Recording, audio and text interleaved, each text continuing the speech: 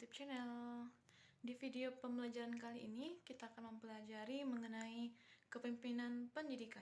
Jangan skip ya, tonton sampai akhir. Sebelum kita masuk ke topik kepemimpinan pendidikan, kita harus mengetahui apa itu kepemimpinan. Kepemimpinan adalah kemampuan seseorang pemimpin untuk mengendalikan, memimpin, mempengaruhi pikiran, perasaan, atau tingkah laku orang lain yang bertujuan untuk mencapai yang telah ditentukan sebelumnya. Nah, sekarang kita mengaitkannya dengan pendidikan. Kepemimpinan pendidikan adalah kemampuan untuk menggerakkan pelaksanaan pendidikan sehingga tujuan pendidikan yang telah ditetapkan dapat tercapai secara efektif dan efisien. Dalam kepemimpinan pendidikan memiliki beberapa fungsi. Ada 5 fungsi. Yang pertama adalah sebagai motivator. Sebagai motivator, pemimpin itu harus memberikan dorongan kepada guru dan siswa untuk selalu bersemangat mengajar dan belajar.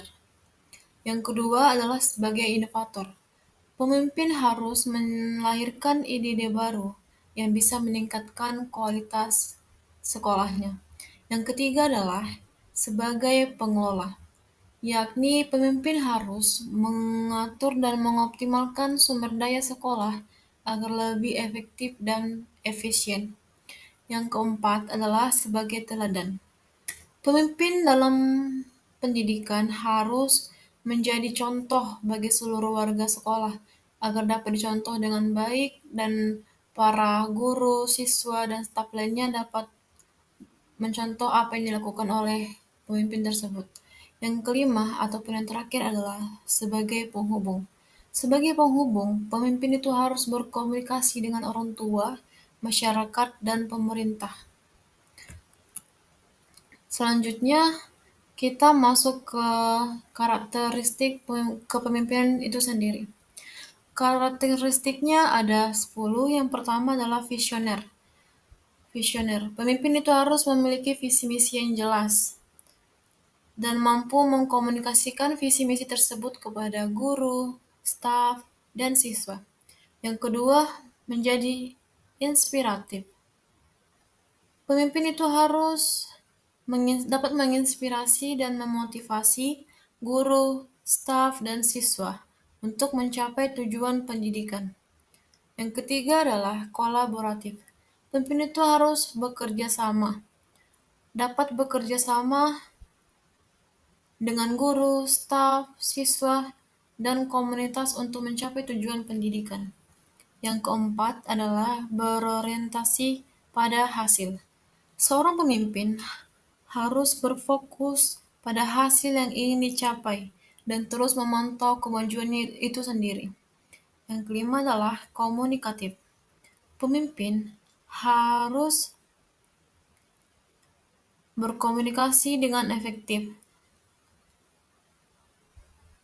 Yang keenam adalah empati. Seorang pemimpin harus berempati, dapat memahami dan menghargai perasaan dan kebutuhan guru, staf, dan siswanya sendiri. Yang ketujuh adalah fleksibel. Pemimpin harus menyesuaikan diri dengan perubahan dan tantangan yang dihadapi.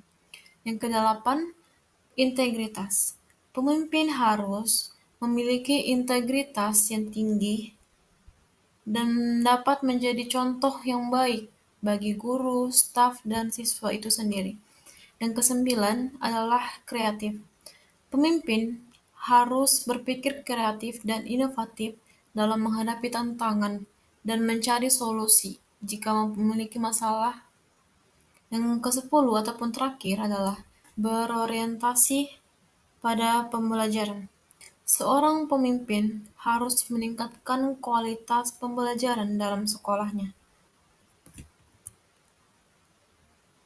Berikutnya adalah ada beberapa tipe-tipe kepemimpinan.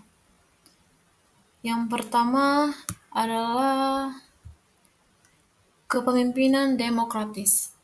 Maksudnya adalah seorang pemimpin harus melibatkan guru, staf, siswa, dan komunitas dalam proses pengambilan keputusan agar tidak ada menimbulkan masalah. Yang kedua, pemimpin transformasional.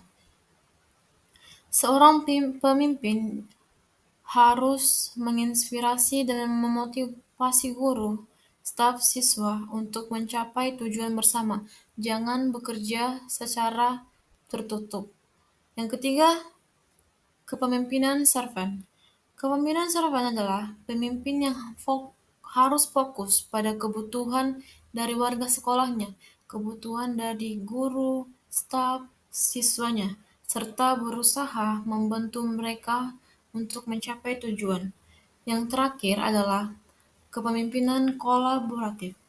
Seorang pemimpin harus bekerja sama dengan guru, staf, dan siswa, dan juga kepada komunitas untuk mencapai tujuan bersama. Jangan hanya bekerja sendiri, harus harus melibatkan semua aspek. Sekian dari materi kita hari ini. Terakhir, kita akan menutupnya dengan kesimpulan. Kesimpulan yang dapat kita ambil adalah kepemimpinan pendidikan yang efektif sangat penting dalam peningkatan kualitas pendidikan. Pemimpin pendidikan yang baik dapat menginspirasi guru, siswa, staf untuk mencapai tujuan pendidikan.